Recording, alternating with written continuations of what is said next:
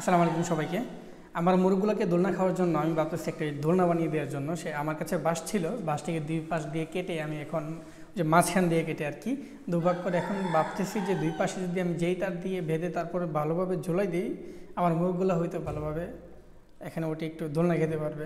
মুরগগুলোর মাশাআল্লাহ ভালো বয়স হয়েছে, এখন 1 মাসের মতো।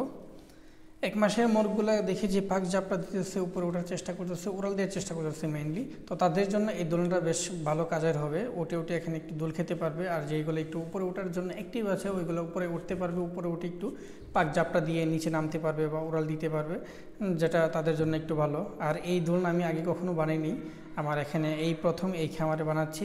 তো ব্যাপারটা আমার জন্য এতটা সহজ ছিল না যে দোলনা কীভাবে বানাবো। আমার কাছে সরঞ্জামও তেমন একটা ছিল না যেই তার কেটে তারপরে এখানে ঝুলিয়ে দেওয়ার জন্য। তো আমি কোনোভাবে একটু প্লেন করে বাঁশটা দুভাগে কেটে এখানে লাগিয়ে দিয়েছি।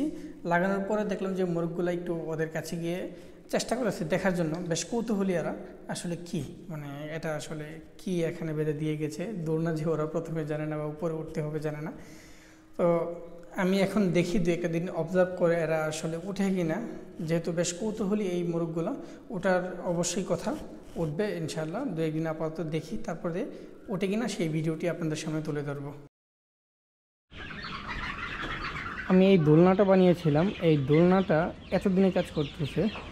প্রথম 2-1 দিন একটু ভয়ে ছিল ওরা যে এখানে উঠবে কি উঠবে না। এখন মোটামুটি সবাই দেখি একটার পর একটা উঠে বসে এখানে, আর যেগুলো না উঠতে পারে পরবর্তীতে চেষ্টা করে ওঠার জন্য। আর কয়েকটা এখন বসে আছে এখানে, আশেপাশে 2-1টা ট্রাই করতেছে ওঠা যাবে কিনা। আর না উঠতে পারলে এটা নিচে এসে বসে থাকে, ভালোই লাগে। এখন আরও কয়েকটা দিব কিনা ভাবতেছি, বাট এগুলা একটু সময়ের ব্যাপার। এখন আপাতত হাতে এতটা সময় নেই যে এখানে দিব। তবে এগুলাকে দেখলে একটু ভালো লাগে যে না একটু দোলনা খাচ্ছে। সবাই দোয়া করবেন আমার মুরগির জন্য। আসসালামু আলাইকুম।